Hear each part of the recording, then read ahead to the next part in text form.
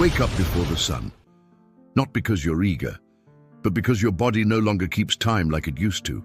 The house is... You sit at the edge of the bed, not turning on the light, just sitting there, staring at the same dark window. The air feels heavier than it did when you were younger.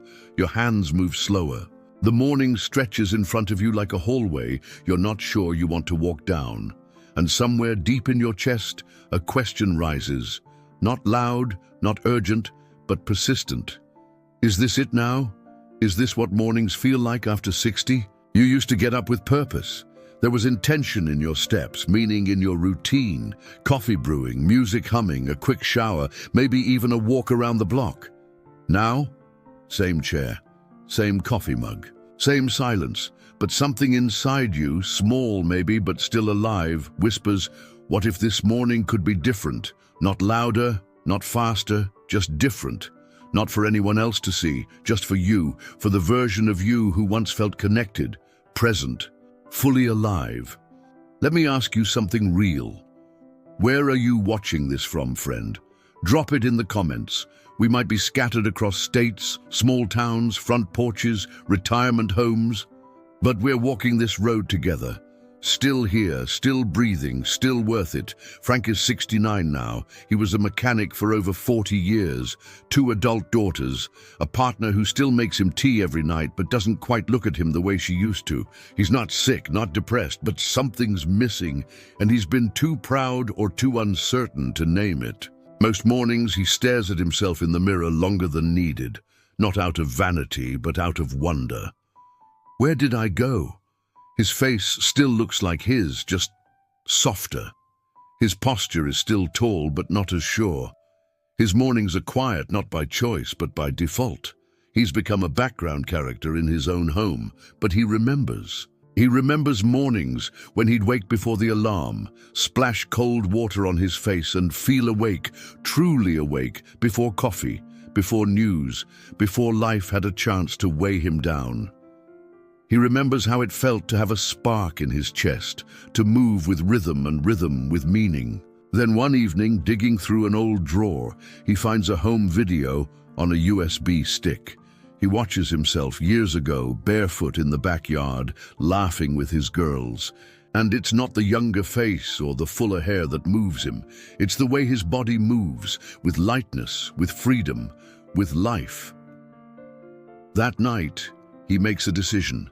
Nothing grand, just this. Tomorrow, I'll do something different. He fills a glass with room temperature water and places it by his bedside. He peels a sticky note, scribbles 3 words, and sticks it to the mirror. Be here now. The next morning, before anyone else is awake, he drinks the water slowly. He steps outside barefoot into the dew-soaked grass. He breathes 3 long, slow breaths, and under his breath, almost like a prayer, he says, "Still here." No one sees it, no one claps. There's no dramatic soundtrack, but something ancient shifts, quietly. He does it again the next morning, and the next. Nothing elaborate, just a moment of presence, a quiet greeting to the day before the world comes rushing in. After a week, he adds something new. He switches from coffee to warm chamomile tea in the first hour. No sugar, just calm.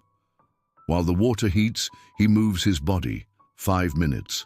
Gentle shoulder rolls, deep chest stretches, hips rocking slowly, movement soft enough not to strain, but real enough to feel. He listens to the breath, not just the noise of it, but the weight, the shape. He places a hand on his chest just to feel it rise, and little by little the fog that hovered over his mornings begins to lift. Breakfast becomes intentional too. Instead of toast and jam, he slices half a sweet potato, drizzles it with olive oil, 2 eggs scrambled with turmeric, a bowl of oatmeal with banana and cinnamon. Nothing fancy, just care. Food that reminds the body, I see you. He turns off the news. He puts on jazz, sometimes just silence, sometimes the birds through the window. He doesn't aim to be productive. He aims to be present, and something inside responds. The mirror, once a stranger, begins to reflect someone real again, not younger, just alive. His wife notices the way he moves, the softness in his eyes, the subtle return of rhythm. She doesn't ask questions, just starts joining him now and then. Morning tea in shared silence, a stretch on the porch, a smile exchanged, wordless, like music only they can hear. Frank never went on a diet, never bought a treadmill, never joined a gym. He simply remembered how to show up. Weeks pass. He's still up early, not because he has to, because he wants to. The silence now feels full, not empty, like something's waiting for him there. He opens the curtains a little earlier, stands a little taller, puts on a better shirt, even if no one will see. He writes new notes on the mirror, not affirmations, just reminders. You are still here. Move like someone who remembers. Breathe like someone who matters. He still has aches, he still forgets names sometimes, but the weight that used to press him down has lifted, not because he fixed everything, but because he finally listened. One morning, the phone rings. It's his daughter. She asks, "Dad, are you doing something different? You sound lighter." He chuckles. "Maybe I am." But what he really wants to say is, "I remembered how to be me again.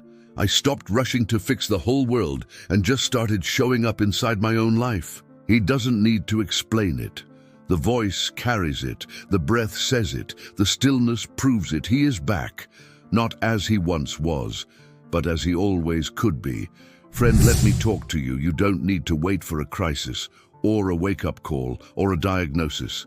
You can start tomorrow morning with something small, gentle, real. Pour a glass of water before bed tonight. When you wake, take 3 long breaths before looking at a screen. Step outside with bare feet. Let the earth greet you. Make tea instead of coffee. Stretch for 5 minutes while the kettle warms. Put your hand on your chest and just feel it rise. Whisper something only you need to hear. You don't need to impress anyone. You don't need permission. You just need one moment, a choice, a ritual, something that tells your body, your soul, your story. I'm still here. And now, I want to hear from you. Let's make this moment real. What's the one small thing you'll try tomorrow morning to come back to yourself? Drop it in the comments. I'll be reading. You never know who your words might touch. And if someone came to mind while you were watching this, maybe a brother, a neighbor, an old friend from years ago, send this to them. Let them know they're still here too, still breathing, still worth it. Because no matter where you're watching from, New York or Nebraska, a quiet porch in Oregon or a kitchen in Florida, you're not alone. We're here together, still rising, still reaching, still alive. And this is just the beginning. And then, with all the tenderness you can muster, begin again. What small thing will you try tomorrow to tell your body, I still care, you're still here, and you're not done?